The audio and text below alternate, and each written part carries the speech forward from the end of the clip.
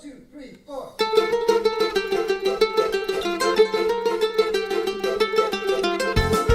Good morning, everyone. Good morning. Hi, everyone. This is Jewish Talk, coming to you live from Nassau Community College, 90.3 WHBC. Streaming live on the college station, on the iHeart and iTunes app. This program is podcasted on Spreaker.com. Don't forget, you can join us in the studio right now by going to my Facebook Live. And welcome, everyone. Also, the good news is that we're rebroadcasted this show every Sunday evening, 11 p.m. each week. Hi there. My name is Rabbi Pearl, and I'm really looking forward to today's program. It's all about, guess what? Chanukah. In fact, in this case, Chanukah has gone to my head. There are lots of people out there who consider Chanukah a holiday that isn't even mentioned in the Torah to be kind of a relatively minor one, especially when compared to the biblical mandated festivals of Passover, Shavuos, and Sukkot, you know.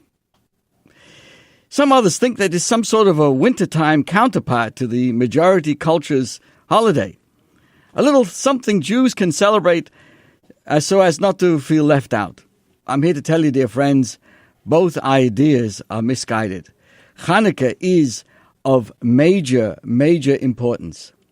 Chanukah's message really is of freedom. It's powerful, it's universal, and uniquely relevant to our times today. And I'm watching my Facebook, and all those who are watching, I want to say hello to you. And thank you so much for your comments. And everyone is reminding me to remind everybody that tonight at 7 p.m. will be our Chanukah Telethon. It's on all the cable stations and on ChanukahTelethon.com. Most importantly, if I see you watching, I'm going to wave. How you doing? How you doing, everybody?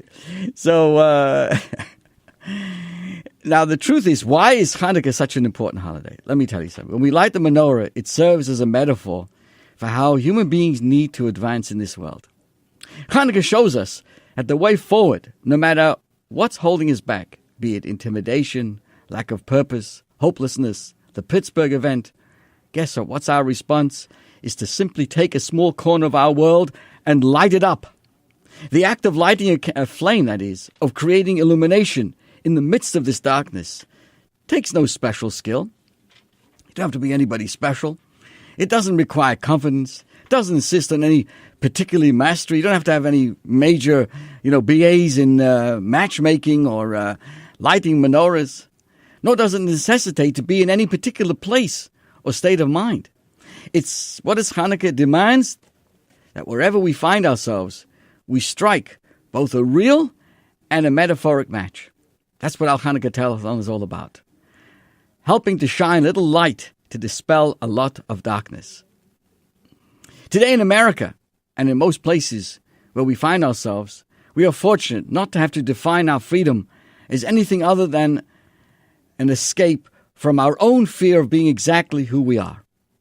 It's a kind of freedom that demands that we don't merely philosophize about doing the right things. The freedom we celebrate on Chanukah is one we actively acquire for ourselves and for each other when we illuminate our surroundings with joy, with a feeling of complete victory, with a sense of immediacy that comes from being intimately and passionately involved in who we are. Just as the nature of light is to dispel darkness, the power of the Chanukah flame symbolizes the power of every one of us to take action for the good of this world. You see, my friends, it's the power of action. That's it. That's where we find our freedom in what we do. I want to say hello again to all those listening, to Dr. Kilshevsky, let's see now, Mr. Wolf, Mr. Kipnis, and everybody else who's watching us, Stephen Epstein and Alan Rosenfeld, Mr. Schwartz is there. My goodness, everybody's watching. Mazel and bracha. Thank you, everybody, for your kind words. Everybody wants to know, where can I get that hat from? I'll tell you something. I'm going to auction it off tonight on the telethon. The person who makes a special donation will be happy. I'll be happy to mail this right over to you. So, dear friends, There's another important aspect of what Chanukah is all about. To be able to see beyond the surface. Tell a story about a husband and wife or about it getting ready to go to sleep. And the wife is ready to close her eyes, but the husband is standing and staring at himself in the full-length mirror. "What's your matter? Come, go to bed already," she says. He turns to her and says, "I'm so depressed. All I see is a receding hairline, a growing gut, wrinkles under my eyes, and what hair I have left is gray. Tell me something positive, something uplifting, so I can go to sleep." So she thinks for a moment and says, the good news is your vision is still 20/20. There's a very strong association between Chanukah and the sense of sight, of seeing. Right? What do we say every night when we light the menorah? We sing each night. We say, these candles are sacred. We don't have permission to benefit from their light, but their purpose is simply to be looked at. Moreover, we have an interesting, unique law on Chanukah. The Talmud tells us, and it's recorded in Shulchan Aruch, in Code of Jewish Law, Haroyeh Mevarech. One, let's say a person can't light for himself or herself, and sees the candles of someone else, nevertheless makes the second blessing. What's the second blessing? Who has wrought miracles, She'osa Nisim Laveseinu, who has wrought miracles for our forefathers. Interesting, think about this. When I see someone else put on tefillin, take a lulav or blow the shofar, I don't make a blessing. Only on Chanukah do I make this blessing when seeing someone else do the mitzvah. Why should this be? Along comes the great Rabbi Levi Yitzchak of Aditcheva, and he tells us this holiday of Chanukah is a holiday of seeing. The different Jewish holidays correspond to our different senses. So on Purim, our hearing is heightened by listening to the Megillah. Right? The whole Purim is to hear the Megillah.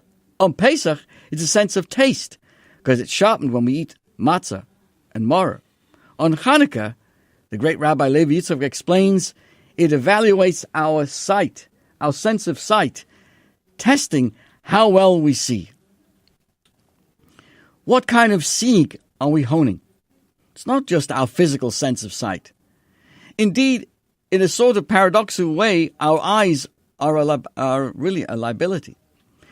We often feel like that, remember we would say, seeing is believing. If I can perceive and observe it, it is true. If I can't, it is not. Well, if we believe in that, if we follow this rule, we run the risk of dismissing and disregarding the most precious truths in reality in our lives. There are ideas, feelings, thoughts, and dreams that are authentic and genuine, despite the fact that we can't see or observe them. Our rabbis have described that the Greek Empire, the Hellenistic influence of the story of Chanukah, was all about darkness. As the Medrash points out, that when the Torah says darkness was on the face of the deep, this refers to the Greek exile. Moreover, our rabbis taught us that the darkening of our eyes was really the goal of our Greek oppressors. What do I mean? You see, what's the difference between a room that is filled with darkness versus one that's filled with light? Is there any change in the room itself? Whether the light is on or off in the room, the furniture remains the same. The layout of the room, the placement of the door, the height of the ceiling, they're all constant. So what then is the difference between light being on or off in my room? Just my perception, my ability to identify and see the reality, the truth, and that which is right before me all the time. Chanukah is about seeing things, seeing people, ideas, miracles that are really right in front of us, even though we may not be able to visit them and to be able to visibly see them all the time. If I may quote from George Orwell, to see what's in front of one's nose needs a constant struggle. One can live with their eyes open, perfect vision, the light is on, and we can still live and be cloaked in darkness. On the other hand, it can be pitch black all around, and yet a person can see with complete clarity.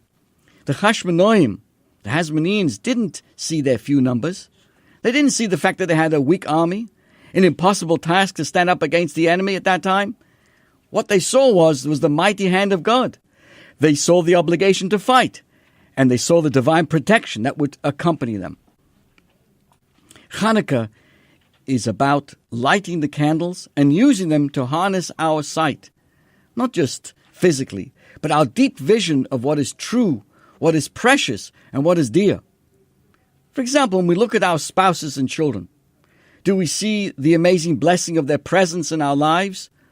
Or do we hear the lots of noise, see the rooms that need to be cleaned up, or the messy house?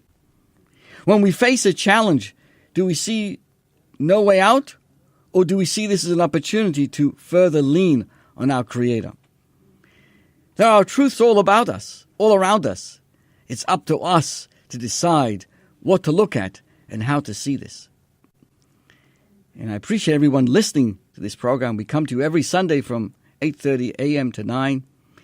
And we come to you again, rebroadcast in the evening at 11 p.m. Tonight it will be right after our Chanukah telethon. Starts at 7 p.m. through 11 p.m.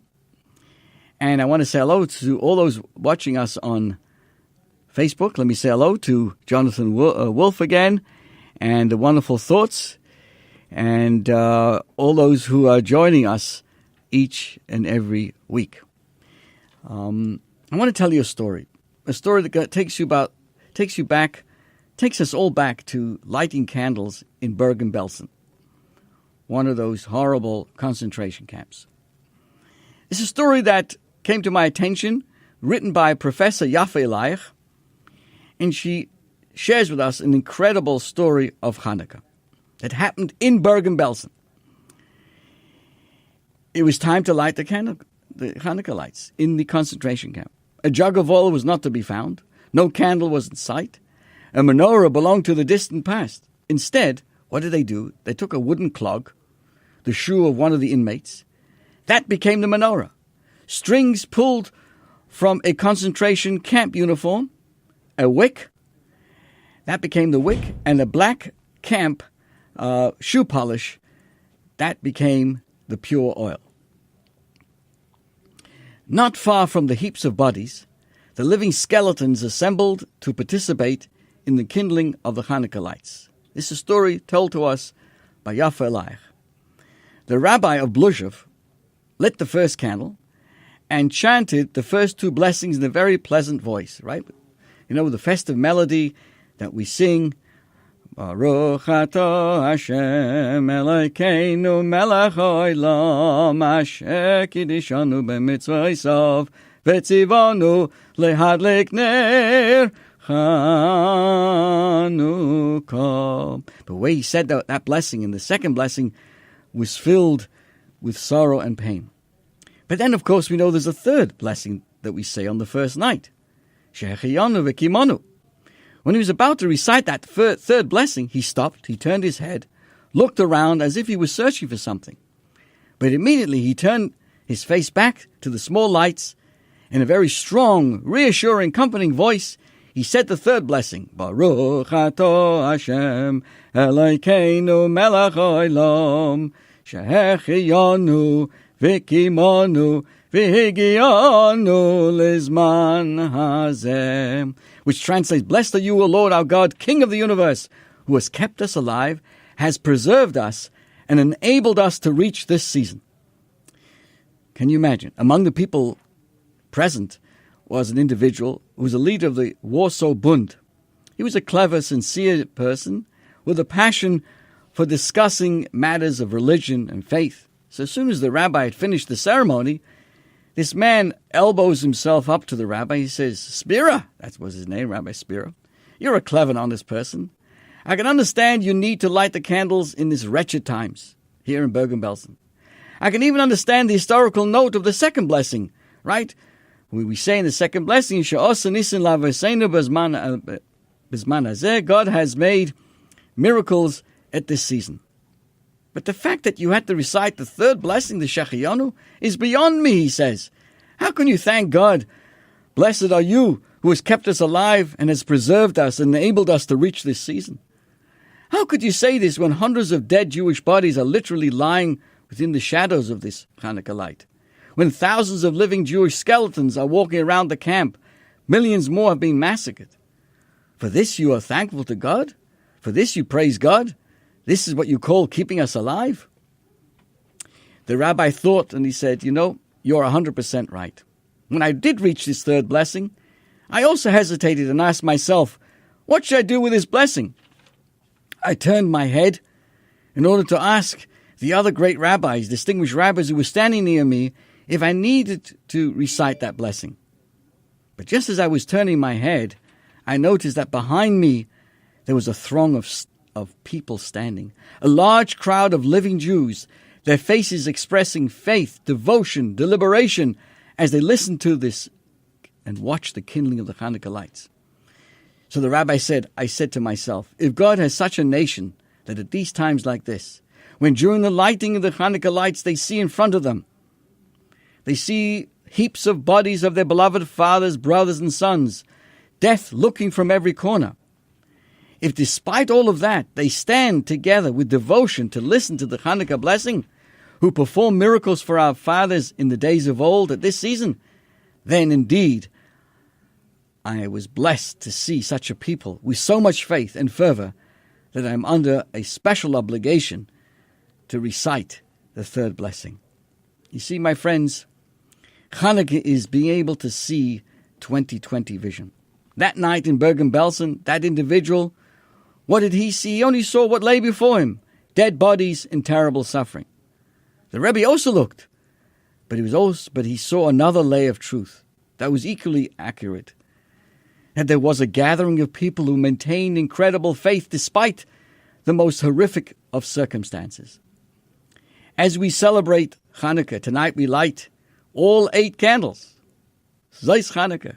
Tonight, all 8 candles. Let's remember, there are truths all around us that may not be visible to our naked eye. Let's use the light of the Chanukah candles to inspire us to see the truth with the clarity of 2020 vision. Came to my attention an interesting observation. There are actually in our world 3 lights: Chanukah lights, Shabbos lights, Havdalah lights.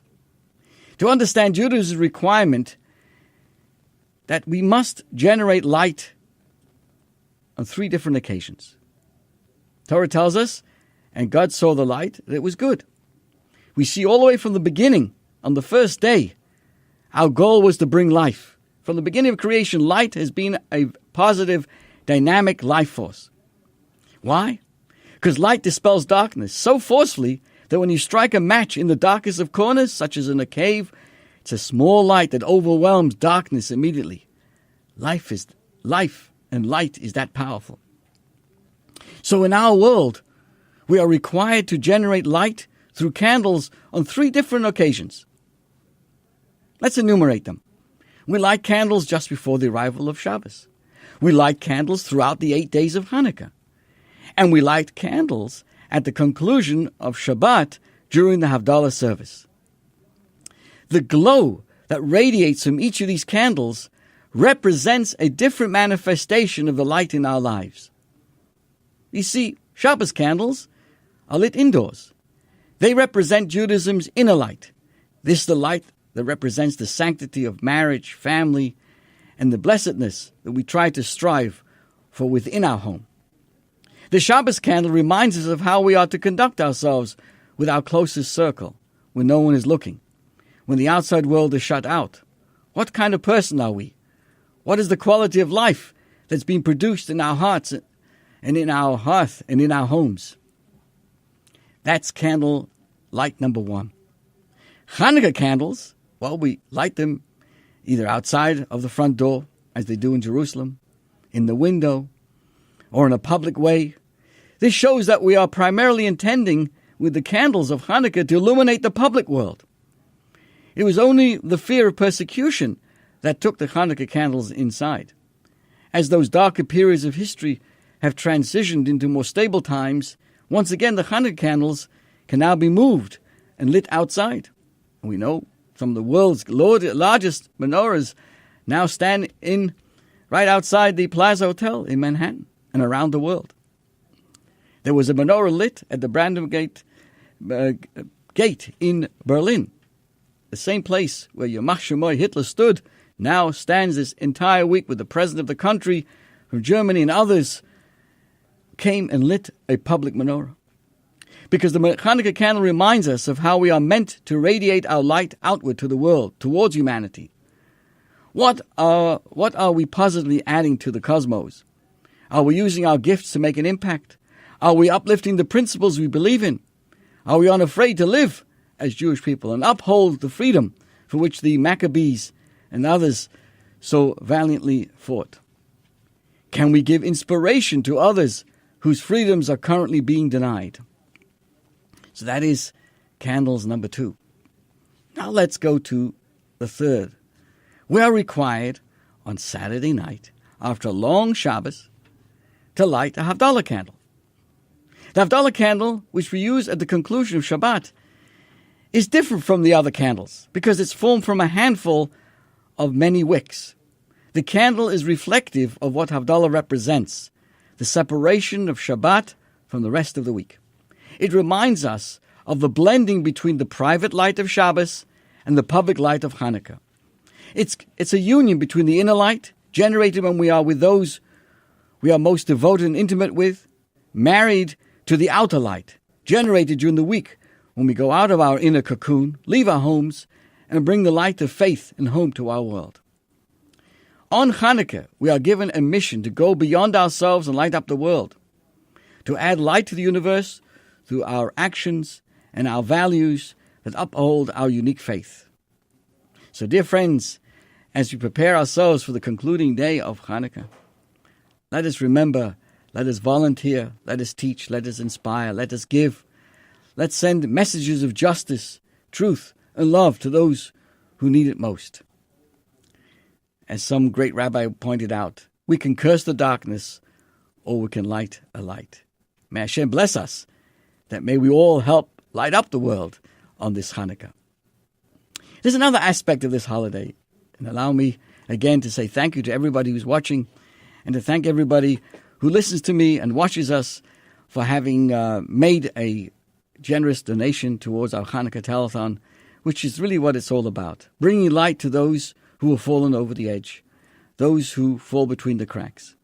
And we will tell stories. Individuals will come on with Hashem's help to tell their story of overcoming darkness in their own life, collectively as we work together. So my friends, do me a favor, write down at 7 p.m. tonight, go on ChanukahTelethon.com or your local cable stations, or go onto the website and find out where it is in your local community, and help us. Make a donation in the course of the day. We will have that information. We will set it up on the Chiron. Your name will be recognized or announced. But most importantly, you will know that you've helped uplift the lives of those who don't have all the blessings that you and me have. As you can see, Chanukah has gone to my head. And I wonder what you think. I wonder those who are watching think of how we are celebrating Chanukah here today in the studio. There's another aspect of what Chanukah is all about, and that is it's a holiday of peace. Let me explain. The menorah that we light in our homes today are reminiscent of the very first menorah. Who lit that first menorah? Back in the in the Mishkan, in the wilderness, it was by Aaron, the high priest. He lit the menorah. It was his job all through the many years as they traveled through the wilderness. Amazingly, but not surprisingly, who are the direct descendants of Aaron in the story of Chanukah? The Hashmonaim, the Hasmoneans. They were the ones who led the way in the battle against the Greeks. They were the ones who once again lit the menorah when re-entering the temple on Chanukah. So what's the significance? What's the significance that the Kohen, the priestly class, are the ones given the role? The great rabbis explain that the great personality of Aaron has a special place in our hearts during the days of Chanukah. Not only because he was the great menorah lighter, but also because as the brother of Moses, he was the greatest peacemaker in the world. Oyev Shalom v'roidev Shalom. This great Aaron sought out people who were quarreling and made peace amongst them. When Aaron met one of the quarrelers, he would say, I just met your acquaintance, and he's very sorry for what he did. You should know he wants to make up with you. Aaron would sit with husbands and wives who had marital problems, and also with these who had separated due to marital strife. He would not rest until he did everything he could to make peace between them and help bring them back together. Not infrequently, it happens that after a couple would reunite, another child would be born. They would often give the honor of their peacemaker by naming their new child. I'm quoting now from the great sages in the Medrash, that they would name their children after him. In fact, Aaron merited, because of his acts of peacemaking, more than 3,000 children were named after him during his lifetime.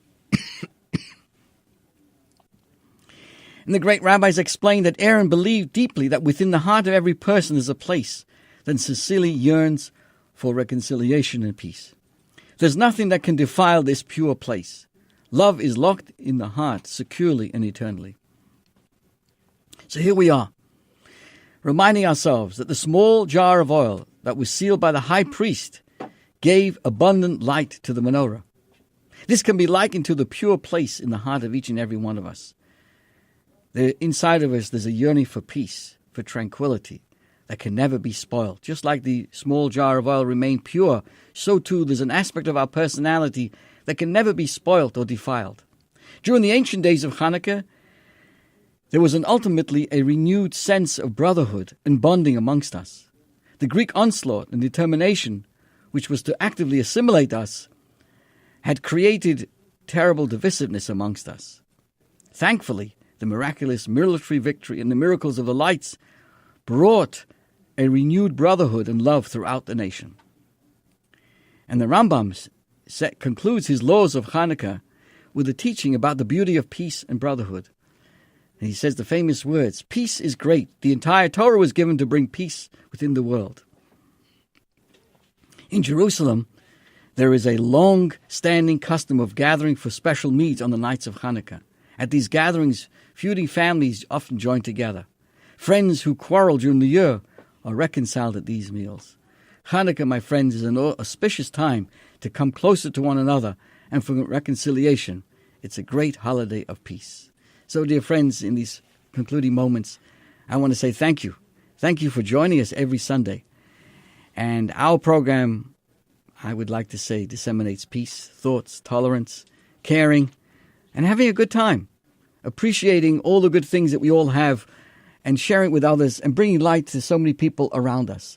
And tonight, we look forward during our 4 hours with Hashem's help of the Chanukah Telethon to share that with you and for you to join us in this good work and to become a partner through your generous donations. Have a wonderful Chanukah, sei gesund, and be well.